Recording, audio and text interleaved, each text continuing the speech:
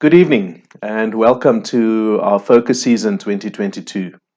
This year we will be considering the theme We Are Part of One Another, in which we will work through a number of the one another texts that we find in the New Testament, in the hope that we will once again discover the great joy and richness with which God blesses us by allowing us to live in unity with one another, living as part of His body, united with Him, united with one another. In preparation for our worship service on Sunday, and especially the sermon that will be coming from Romans 12, verses 3 to 5, we will be looking at the first two verses of Romans 12 in our evening devotions of this week.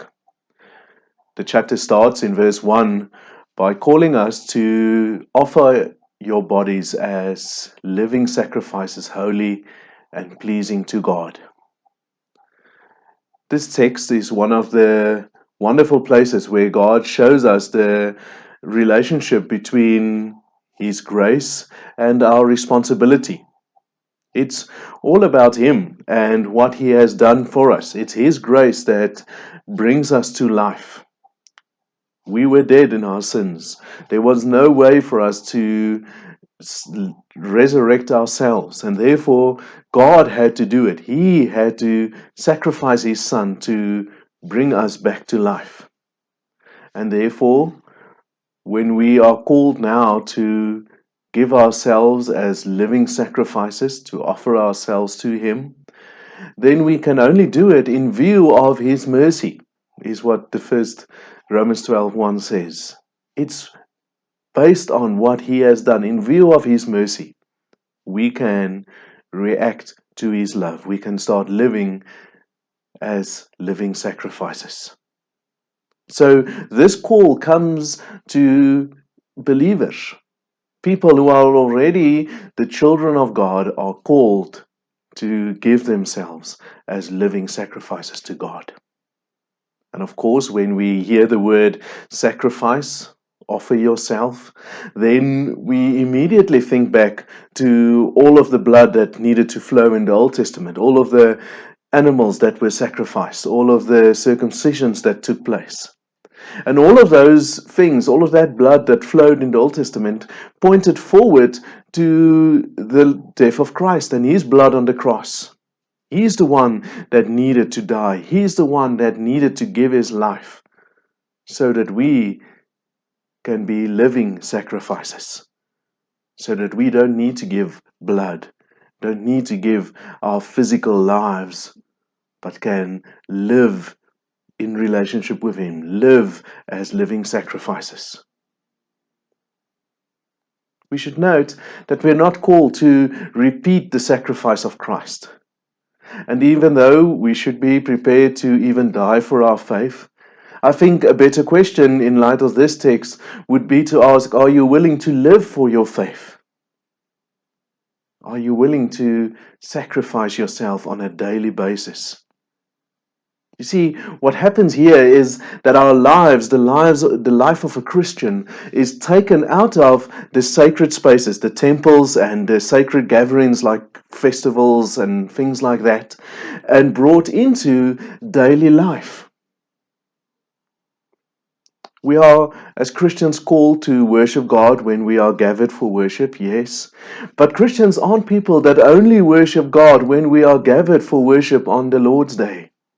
No, we have the privilege of worshiping Him also on the Lord's Day when gathered.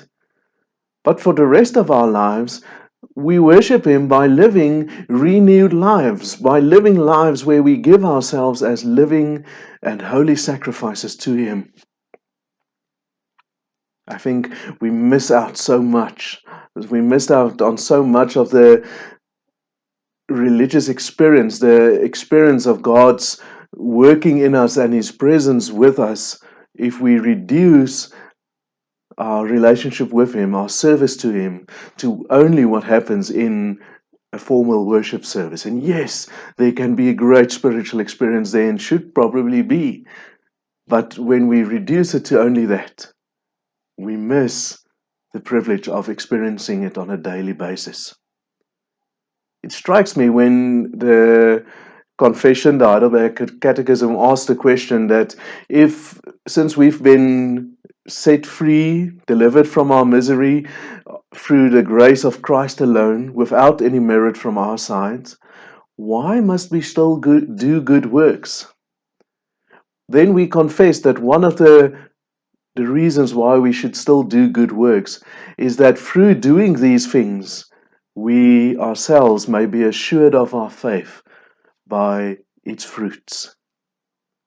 We receive assurance of our faith by seeing how faith works in our lives when we give ourselves as sacrifices to God on a daily basis. And now we can jump to the next part of the chapter, in chapter 9, and think of all of the practical ways that we can do that in.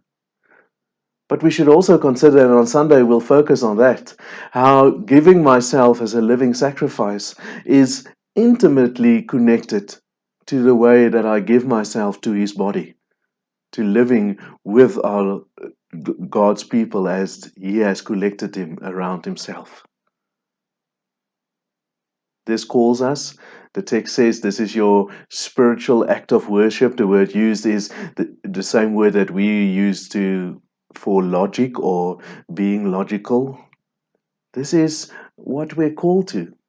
It makes sense to be thinking and considering, and the Spirit leads us in that, in knowing the ways and searching for ways that I can give myself as a sacrifice to God. May God bless us to that. Good evening.